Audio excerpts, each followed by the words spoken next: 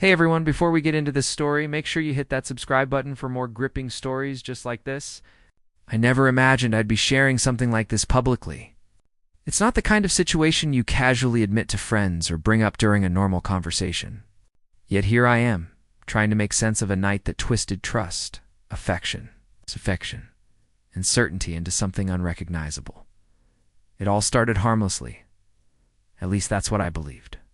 My wife, Amanda, always had a playful edge to her personality. She loved teasing and joking around, but over time, those harmless pranks grew bolder, sometimes even unsettling. That particular evening was calm and ordinary. We spent the whole day at home, relaxing, doing small chores, and binge-watching our favorite shows. It was one of those lazy Sundays where everything feels slow and distant from the rest of the world. But Amanda seemed unusually energetic that day, extra flirty, almost glowing. I noticed her texting nonstop, laughing softly, whispering things under her breath as if keeping a private joke to herself. It caught my attention, but I didn't question her. Later that night, as we were getting ready for bed, she looked at me with that mischievous sparkle in her eyes. "Ben," she said, in a tone that was both teasing and strangely serious, "I've got a little plan for tonight." I raised an eyebrow. "And what kind of plan is that?" Her smile widened. "You know my twin sister Laura? What if she joined us tonight but not as herself?" I let out an awkward laugh. "What do you mean, not as herself?" Amanda leaned closer, her eyes shining with excitement. "I mean, she pretends to be me for a little while, just to shake things up." For a moment I thought she was joking. It sounded absurd. But her voice had a conviction that told me she wasn't kidding. "You're really serious?" I asked, unsure. "Absolutely," she replied, confident. "Just something fun. Only if you're comfortable. I promise." The idea made me uneasy. Having Laramana's identical twin step into her place felt strange. But Amanda's enthusiasm and the playful challenge in her expression made it hard to refuse. I wanted to believe it was just an odd fantasy, nothing more. After a long pause, I reluctantly agreed. Later that night, Laura arrived. She dressed almost exactly like Amanda and copied her mannerisms with startling accuracy. Their resemblance was so strong that, for a moment, I wasn't sure who I was looking at. Her laugh, her posture, even the small gestures, it was all Amanda. Only tiny things, like the subtle difference in the way she looked at me, gave her away. Amanda stepped out of the room, saying she had to check something downstairs, leaving me alone with her twin, who was now pretending to be my wife. That's when the weight of the situation hit me at first. It was lighthearted. Laura kept up the act-off jokes, playful gestures, little hints that this was all part of Amanda's plan. Her presence felt strangely magnetic.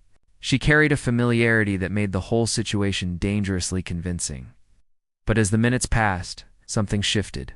What began as harmless role-playing slowly edged into territory I hadn't prepared myself for. I caught myself responding to her closeness, reacting to her expressions, almost forgetting who she was. Guilt, confusion, and an unsettling thrill all tangled together. Then the moment crossed the line. Laura moved closer on the bed, leaning toward me as if sharing a secret. Her voice was gentle, teasing, but carried an intensity I hadn't expected. I froze unsure, conflicted, but I didn't pull away. A part of me hesitated.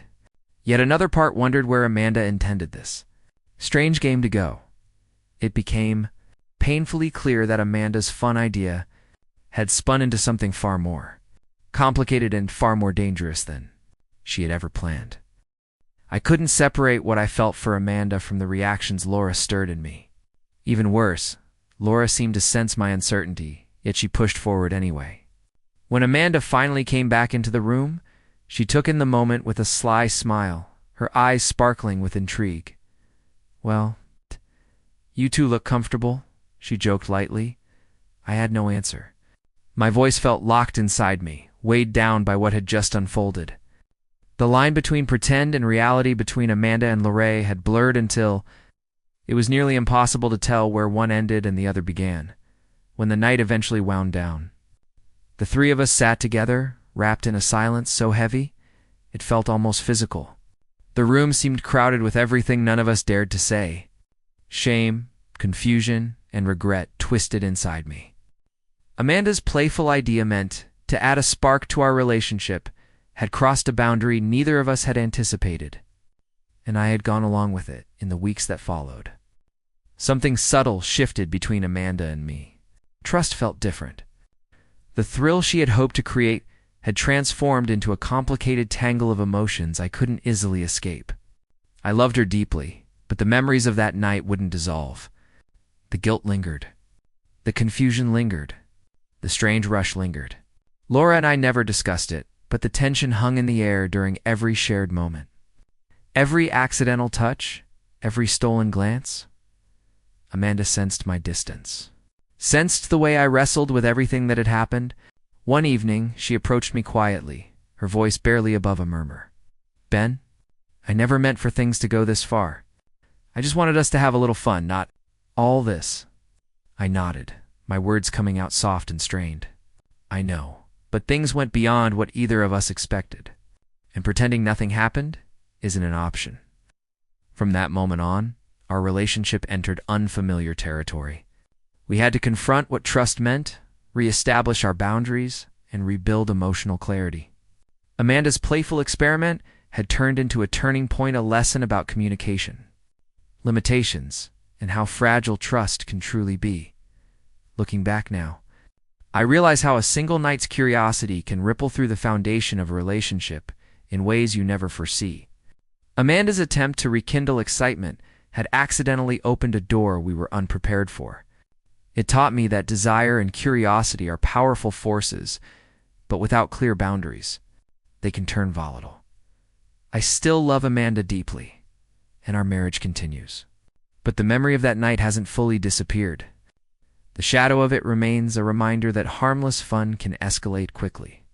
And once trust is shaken in such a personal way, things don't return to exactly how they were. As for Laura, she is simply Amanda's sister, a Gina family member. Someone I greet politely, someone who exists firmly outside our marriage. But the memory of that night's mixture of thrill, regret, and the awareness of how easily lines can be crossed will always stay with me.